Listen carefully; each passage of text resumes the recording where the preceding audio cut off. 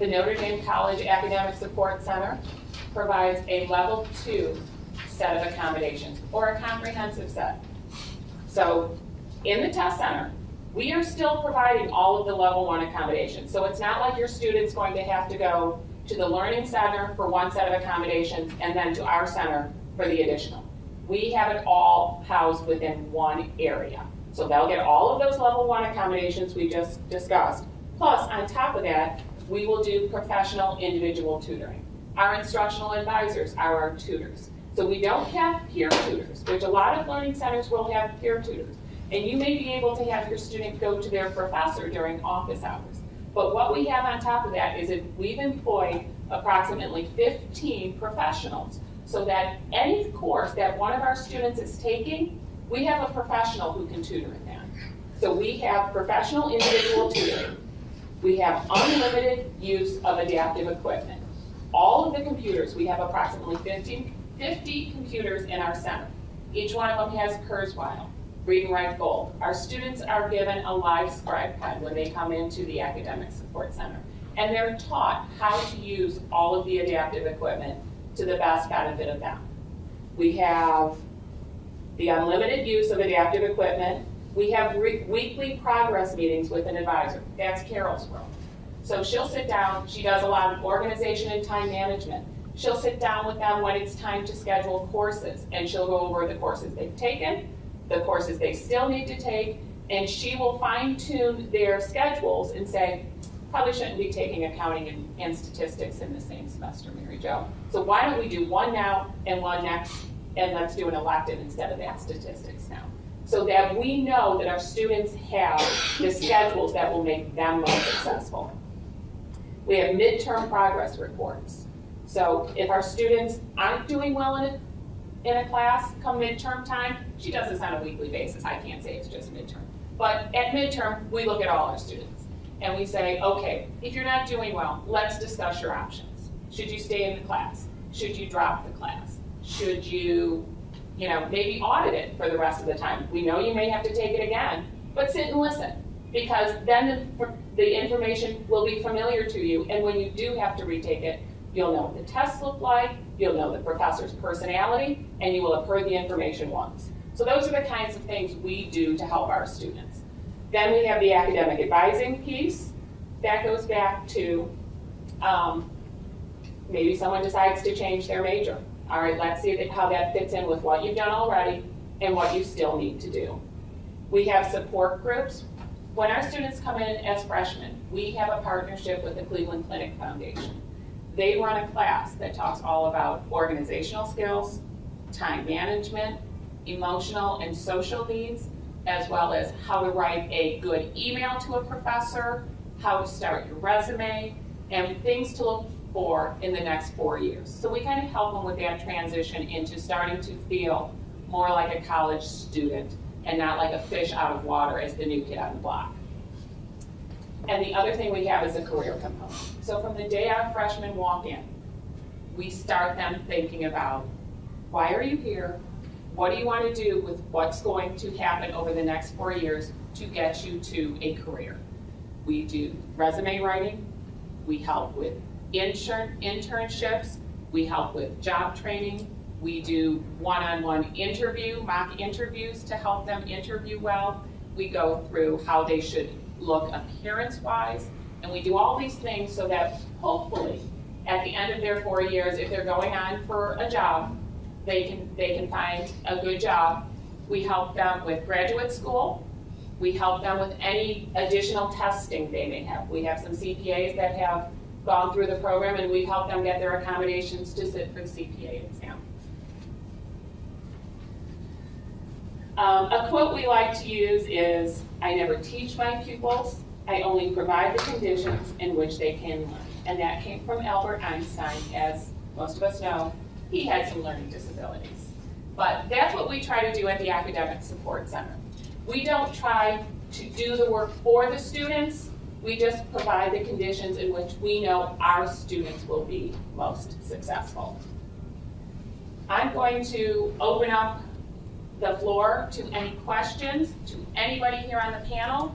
If you want to know about what anybody does on a daily basis, if you have any questions for us, let me know. And if you ask a question, you get a t-shirt. I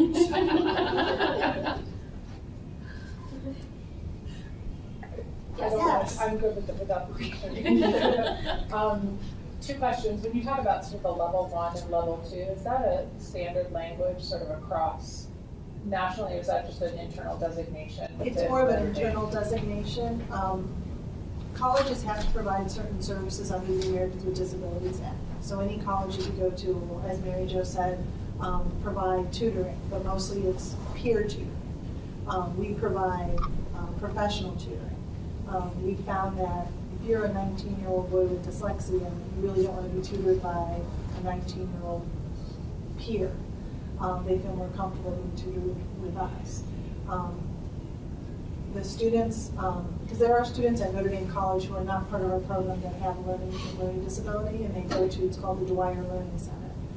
And they are responsible for making all their own appointments there. Whereas one of the things I do is I make sure that when I'm meeting with the student, I'll look at and I'll see if they've had any tutoring appointments, I'll encourage more tutoring appointments, I'll make appointments for testing, things like that.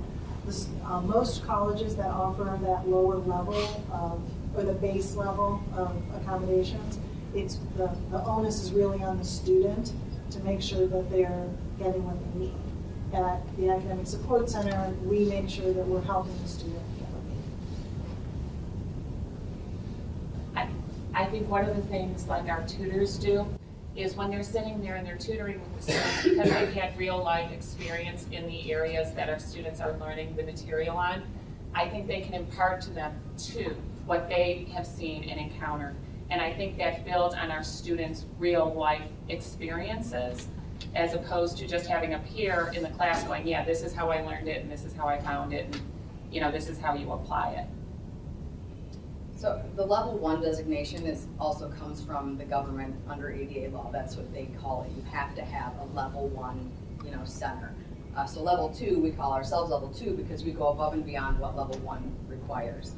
Another thing about what Mary Jo was saying about having peer tutoring, it kind of creates a more stressful situation for the student because they have to be their own self-advocate.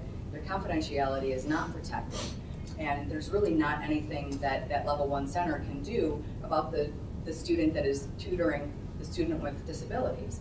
So they might be in the same class, or they might have a similar social circle, and the student who is being tutored doesn't know what these other people might know about him or her because it's a peer. So you can't really control what happens outside of the center. You can try, but at the end of the day, it's students helping students and still trying to manage boundaries and make friends and things like that. So then you have a situation where you might have the tutor saying things about the student that's being tutored, and they work in the same, if it's a small college like ours, you run into the same people. So I think that what we do actually creates an added level of security for our students, and we see them more, they come in more, we build those relationships because we don't have, the infrastructure is built that they don't have that anxiety. Did you have a second question? You said there were 2 questions. Yeah, you were I did.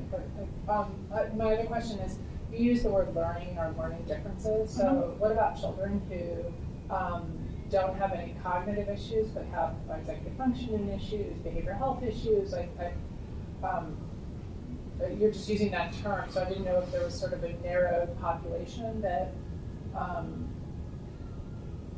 Right. That we you're serve. working with. We or- focus on academics, so that's our primary focus, and that's how we want to, obviously stay within the community of higher learning. However, if there's documentation from, if we have students with IDPs, students with 504s, students with a medical letter or a letter from a psychiatrist, and then I think what you're asking is at that point, we would review case by case and, kind of discuss and figure out, even if we have the services and the supports that would help that student. Right. We do have a learning specialist on our staff. So typically what happens is a student applies to Notre Dame, they get accepted. They then apply to the Academic Support Center because they have some kind of formal documentation. Our learning specialist takes a look at that formal documentation and she decides, is this a good fit? Do we feel this student would be successful? She would sit down with the family, she would discuss, what what has worked for the child in the past, and we come to basically an individual discussion about how successful we think this student would be in the situation.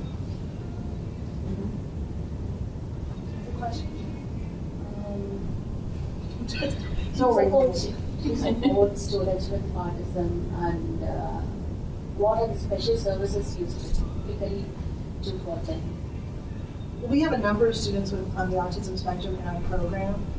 It's important to note that the students, every student in Notre Dame has to complete the same curriculum. It is not a curriculum for any student. So we have a lot of experience with students with autism, and it's just an individual basis, and that we have very successful students who graduated and gone on to bigger and better things from our program. What are the fees associated with the level 2 accommodations? Our current fees at the Academic Support Center are $2,650 a semester. That can get worked into your financial package, so it shouldn't be a deterrent for you to look at the school. Can I go back to the question about autism? I think one of the things that we do really well, we're all here on a Saturday, is communicate with what works and what doesn't work, or hey, have you tried this? So we use each other as resources, which is great. The other thing is that, I kind of have a saying, if you've met one child with autism, you've met one child with autism, because it presents differently in everybody.